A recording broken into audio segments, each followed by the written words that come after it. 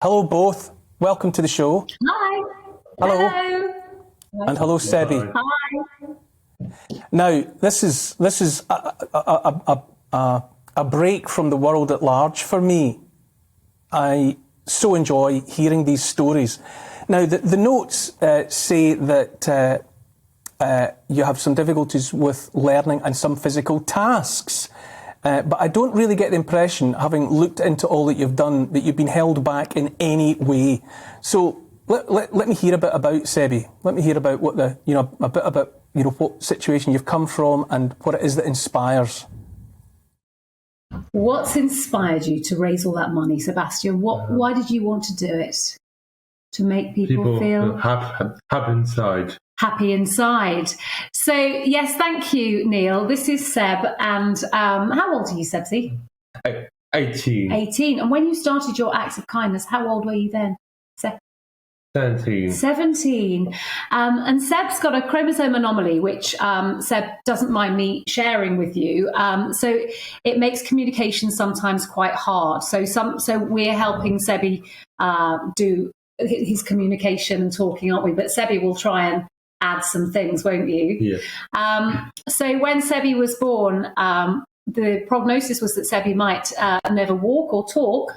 And Sebbie has done more than that. And as you've alluded to, this year, for the last 18 months, he's raised nearly £40,000. And how have you raised your money, Sebbie? By doing random acts of kindness. Random acts of kindness to strangers. To strangers. So when lockdown first happened, Sebbie wanted to speak to a friend on a Zoom call because you thought he might be lonely. But did he have a laptop or a computer to be able to speak to you, Sebs? No. So Sebastian wanted to give him his, but we explained that you can't just go giving people your things, and we talked about charity.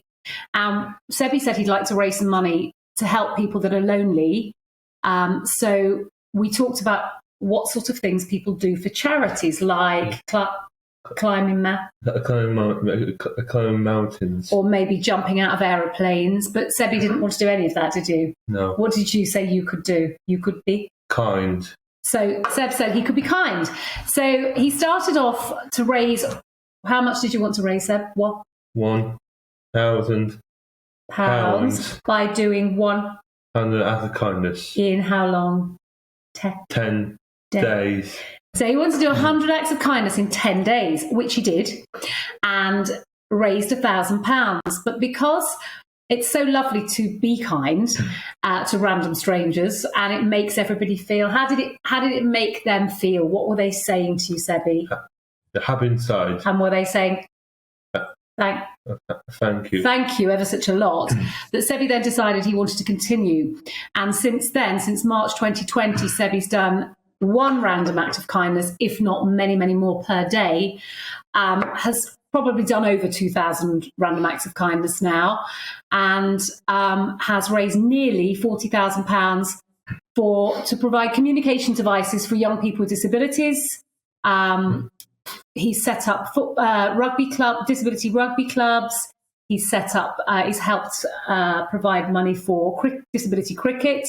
And I think, as you can see on the screen at the moment, he's done all sorts of random acts of kindness. Absolutely. Sebastian and Ashley, just hearing all of that, Ashley, you said at the top that it's not easy for Sebbie to communicate, but there are so many ways to communicate, and being kind and acts of kindness might be one of the best, if not the best, ways of communicating and showing the world around you who you are and what you stand for. Can there be any better way to communicate than to be kind? I think Sebbie put it in a nutshell. One of the days recently, he said it's not about talking. It's about being kind. Yeah, and I think and that has been the main thing, and it's been absolutely fantastic for Sebbie's confidence, because it's hard for anyone to go and speak to strangers, let alone when you have communication problems. And the whole point of what Sebbie wanted to do is enable people that were in isolation, but also people that can't communicate, to find different ways of communicating. So his money has helped hundreds of families with adapted laptops. So when the government were giving out all the laptops, when all the children were off school, it's no point in giving a child that has maybe problems with their fingers, with cerebral palsy, for example, a laptop if they can't press the button. So Sebbie's money was going towards adapted devices, so that everybody could stay in communication. And then after COVID, still be in communication with each other.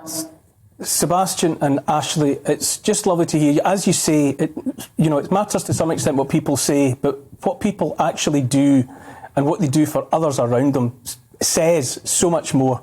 So many, many thanks for making time for us this evening, and continue to do what you're doing, Sebbie. You're a shining light, like on the tree behind you. So thank you very much both for being with us.